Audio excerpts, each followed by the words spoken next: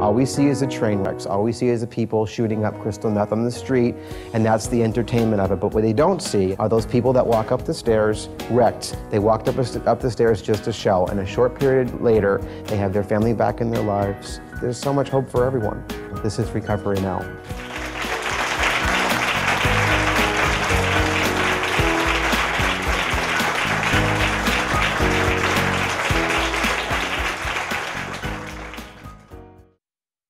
I get to see on a daily basis the changes that people make. People walk up the stairs and they're detoxing. People walk up the stairs and they have no idea what they're getting into.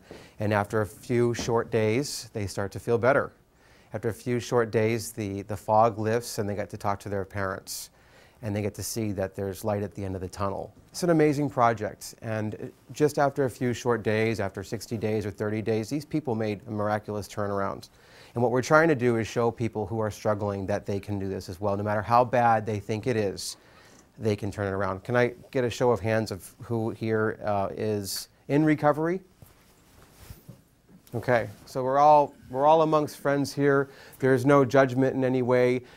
This is completely to just bring hope to people in the community. So we have an excellent show for you today. We have some amazing people who have flown in to share their story. We have some people that have some lengths of sobriety to talk about. We want to talk about young people in sobriety. Last show we had a gentleman named Mark. So what I want to ask now is, would the person mind coming up to talk to me? Sure. You've never been exposed to treatment or any 12-step support systems in the past? No. Okay. Now, you know, pretty much lost everything due to my addiction. Lost my job, lost my fiance, couldn't stop shooting the Dilaudid. You were shooting Dilaudid? Shooting Dilaudid, mixing it with Benzos. Using the Dilaudid, you know, you need more and more and more. And, you know, plus it takes you to such a dark place. You wake up one day and you just don't want to live.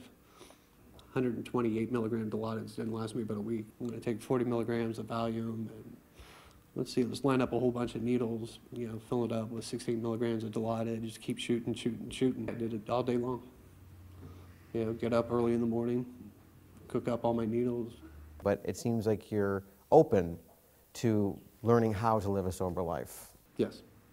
You know, can you tell me what you're feeling right now? Nervous. A lot of us had gone through a few different programs first, but you can make it on the first time, I think. You know, it's all about what you put into it. And again, I said this before, it's like, what do we have to lose, right? Yeah, sure. Hi, I'm Mark's uncle, and I love him with all of my heart. He came down in December, and I had not seen him in almost 7 months, and I was clueless as to the fact that he was shooting up drugs and was addicted, but when he walked into the house, I saw a shell of a person, his weight loss, his passing out during dinner. He tried to make every excuse under the sun. Now, maybe this time, he'll come back whole, complete, and we can be a loving, caring family again.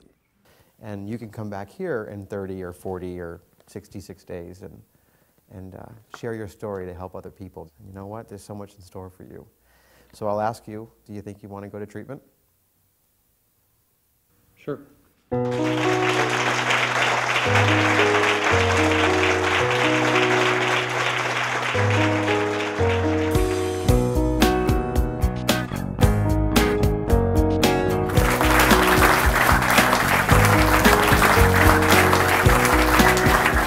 Been 58 days? 58 days. A lot's changed. A lot has. I saw just the look of terror on your face. I mean, you didn't know, I mean, you kind of knew what was going on, but you didn't know what you were getting yourself into. You hadn't been exposed to any 12-step support before. Well, I didn't know what to expect. Never been through a treatment program before, and didn't know the people or how it was going to be. Just all kinds of things racing through my mind. You just knew that you had to do something. Right. I mean, you had it pretty, you know, you had it in control, according to you. I mean, you're lining up needles in the morning, and that was back when you were still working. Right.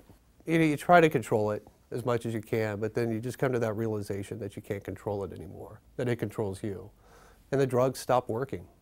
What were your thoughts about what treatment was going to be?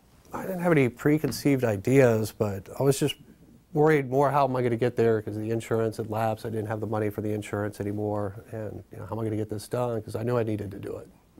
The point I want to get to here is that I think a lot of people sit at home in that fear.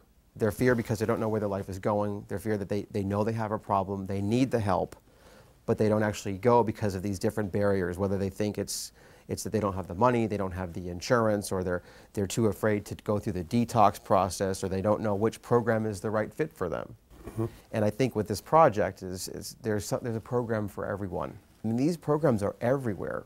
And it's not about money and insurance, it's just about finding it. And so that's hopefully what this project is going to do. It's amazing. I mean, this is what people need to see. They need to see, after 58 days, the bright smile. So what program did you go to? Went to the Spencer Recovery Center. It's the custom care program, right? Yeah, the custom care program. And what was, was there something there that helped you, that stands out for you? Well, with the custom care, it gave me a chance to get more centered. Had time to, look at the ocean, stare out, and do some thinking. Also, I felt I got more individualized attention with my counselor. Okay. And anytime I needed to talk, they were right there for me and everything. And it was very individualized. So talk to me about Mark today. Who are you today? How have you changed? Well, I definitely feel that I'm learning to live a more balanced life. I wasn't like that before. I didn't have much structure. I was just able to do what I want, and I found that having structure in my life is very valuable. It keeps me on time and keeps me honest with myself. Does anyone have any questions for Mark? I just want to say that I'm at Spencer Recovery right now, and Mark's been a really big help for me. My detox was hard. It was also off of opiates, and he's just seriously took the time and sat there and talked me through it and assured me that everything's going to be okay. So I just want to say thank you. Mark, thank you so much for coming and sharing your story with us.